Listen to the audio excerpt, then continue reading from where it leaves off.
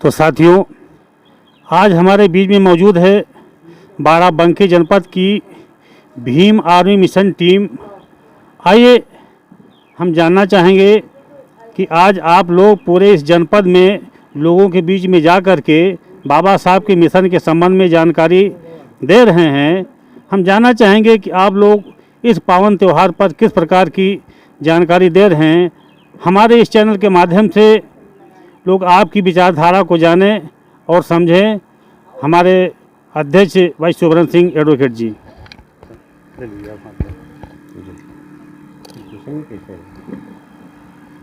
सबसे पहले सभी साथियों को क्रांतिकारी जय भीम।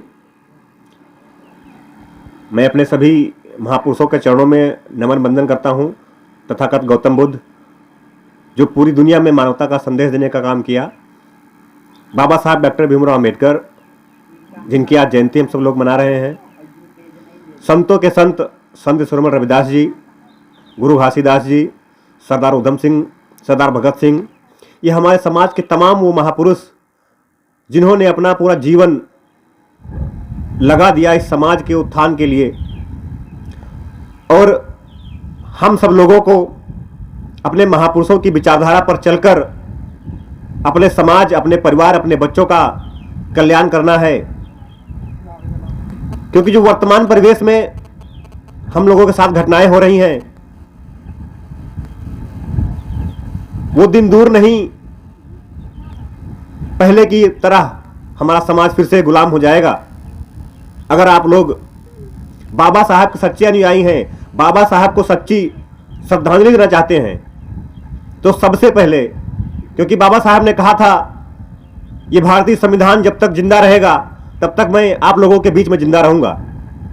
और अगर आप लोग बाबा साहब को जिंदा रखना चाहते हैं तो सबसे पहले भारतीय संविधान को जिंदा रखना होगा।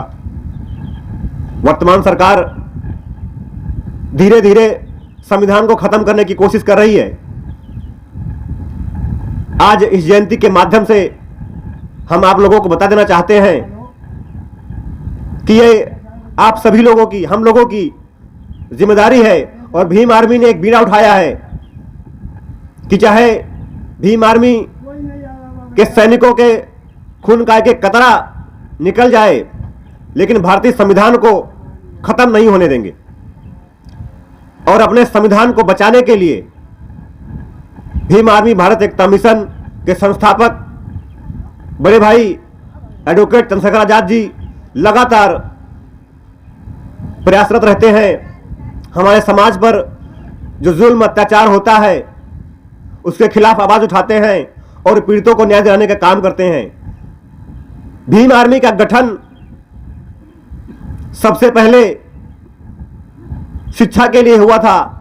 हम लोग ब्लॉक में, गांव में, कस्बों में भीम आर्मी पाठशाला खोलकर अपने समाज के बच्चों को शिक्षित करने का काम करते हैं। क्योंकि जो किताबी ज्ञान है, किताबी जानकारी है, वो हमारे महापुरुषों के बारे में नहीं बताया गया है, हमारे इतिहास को छुपाया गया है। तो हम आप लोगों से भी निवेदन करते हैं कि अपने बच्चों को स्कूली ज्ञान के साथ साथ, किताबी ज्ञान के साथ साथ सामाजिक ज्ञान भी दें, अपने महापुरुषों के बारे में भी बताएं। क्योंकि हम देखते हैं हमारे समाज का बच्चा जब पढ़ लिख जाता है, नौकरी पेशा में आ जाता है, doctor, engineer, barrister, IAS PS बन जाता है, तो कुछ लोग हमारे महापुरुषों को भूलकर, जिनकी वजह से वो नौकरी में आए हैं, जिनकी वजह से उनको शिक्षा का अधिकार मिला है, उनको भूलकर पाखंड आडंबर में पड़ जाते हैं, मंदिर मस्जिद के चक्कर में पड़ जाते हैं। तो ऐसे लोगों के लिए बाबा साहब डॉक्टर भीमराव अंबेडकर ने भी कहा था आगरा में कि मुझे मेरे पढ़े लिखे समाज ने धोखा दिया है, और वही आज भी हो रहा है। तो इस जयंती के माध्यम से आज करीब 16 जगह कार्यक्रम है, 16 जगह मुझे पहुंचना है। तो हर जगह पर मैं यही बताने की कोशिश कर रहा हूं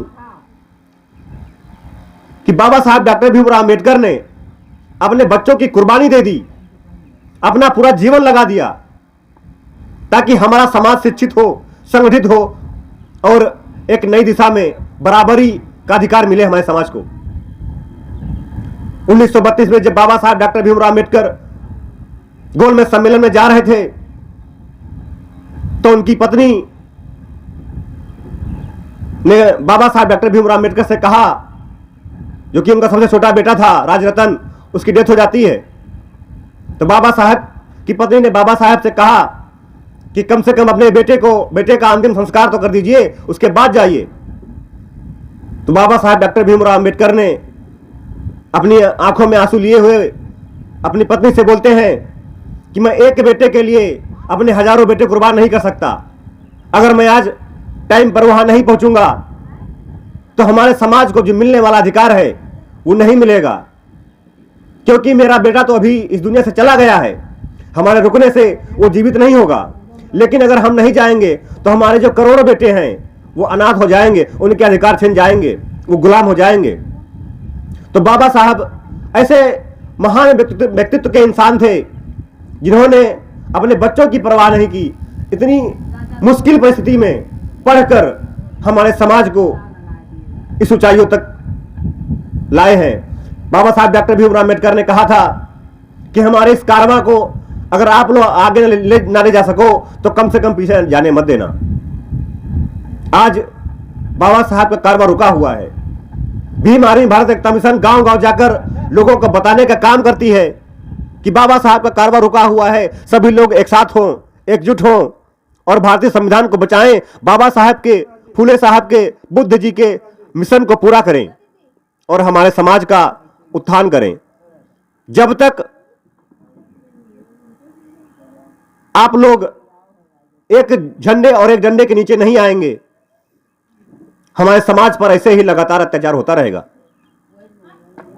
अगर आप लोग अपने ऊपर, अपने समाज पर हो रहे अत्याचारों के खिलाफ लड़ेंगे नहीं, आवाज नहीं उठाएंगे, एकजुट नहीं होंगे, तो हमारे समाज का दमन ऐसे ही होता रहेगा। बाबा साहब डॉक्टर भीमराव अम्बेडकर ने कहा था